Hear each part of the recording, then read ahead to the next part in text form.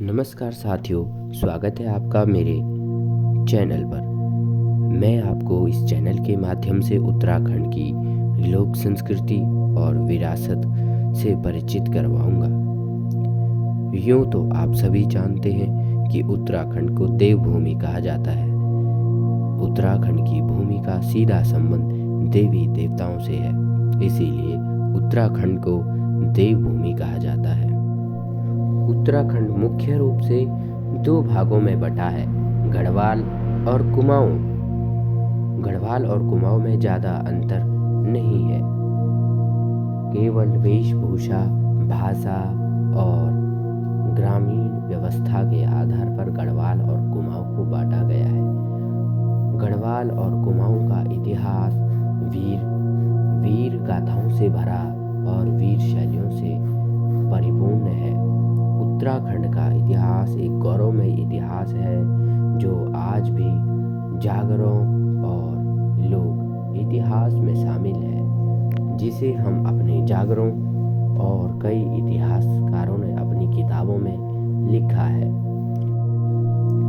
ज़्यादा लंबे शब्दों में न बताते हुए मैं कम शब्दों में बताने की कोशिश करता हूँ कि उत्तराखंड में पूजे जाने वाले भूमियाल देवता कौन है और इनका उत्तराखंड से क्या संबंध है। हमारे जागरों और कई ऐतिहासिक गाथाओं में बताया जाता है कि भूमियाल देवता भगवान शिव के अवतार हैं।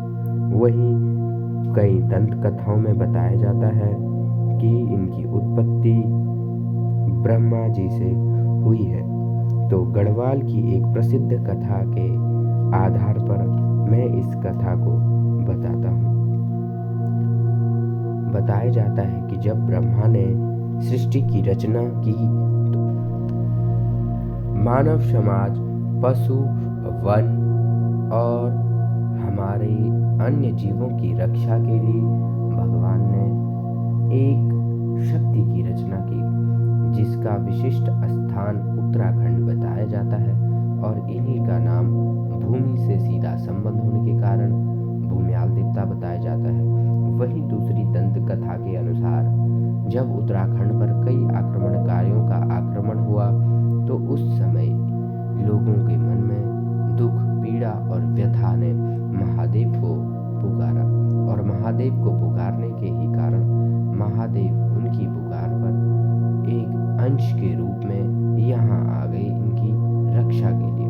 तो इसके बाद उन्होंने भूमियाल देवता के रूप में कई आक्रांताओं को मारा और उत्तराखंड में इनके कई मंदिर बने और आज उत्तराखंड का पूरा भूभाग एक विशिष्ट देवता अर्थात पूरे उत्तराखंड में भूमियाल देवता की पूजा की जाती है।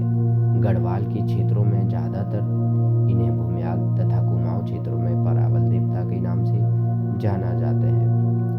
और बताया जाता है कि अब भी अगर कोई इन्हें सच्ची पुकार से पुकारता है तो ये उनकी मदद के लिए आते हैं। आज भी ये देखा गया है कि उत्तराखंड में अगर कोई भी आपको कार्य करना हो तो सबसे पहले भूमियाल देवता की अनुमति ली जाती है, उसके बाद ही भूमियाल देवता की आज्ञा से वो कार्य संपन्न होता है।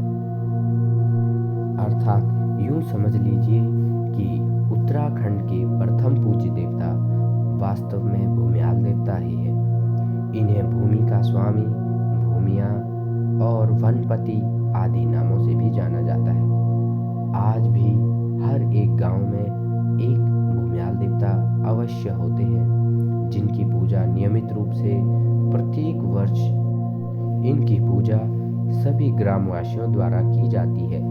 जब भी गांव की पहली फसल कटती है तो उसका पहला भोग भूमियाल देवता को लगता है, उसके बाद अन्य देवताओं को। अर्थात उत्तराखंड की संस्कृति में भूमियाल देवता मुख्य स्थान रखते हैं। इनके मंदिर ज़्यादा सजावट वाले भी नहीं होते हैं। ये गांव के मुख्य बिंदु में इनके मंदिर बनाए जाते हैं तथा मंदिर ज़्यादा बड़े भी नहीं होते हैं। गांव के लोग अपनी मन्नतें पूरी होने पर इन्हें कांसे की थालियाँ कांसे की घंटियाँ, लोहे के बने त्रिशूल इत्यादि इन्हें चढ़ाते हैं और गांव के सभी लोग मनोभाव से सर्वप्रथम देवता के रूप में भूमियाल देवता की पूजा करते हैं। तो इस कहानी में मैंने आपको बताया कि भूमियाल देवता की उत्पत्ति कैसे हुई और भूमियाल देवता प्रथम पूज्य देवता के रूप में उत्तराखंड में पूजे जाते हैं। प्रत्येक गांव में आज भी एक भूमियाल अवश्य होता है और जागरों और कथाओं में सर्वप्रथम भूमियाल देवता को नमन करते हुए आगे का कार्य संपन्न किया जाता है। भूमियाल देवता के बाद अगले एपिसोड में मैं आपको बताऊंगा कि कौन से देवता पूजे जाते हैं। तो इस कहानी को मैं यहीं पर समाप्त करते हुए आपको अगले एपिसोड में मिलता हूँ। धन्यवाद। आशा करता हूँ कि आपको भूमियाल देवता के बारे में थोड़ा सा समझ में आया हो।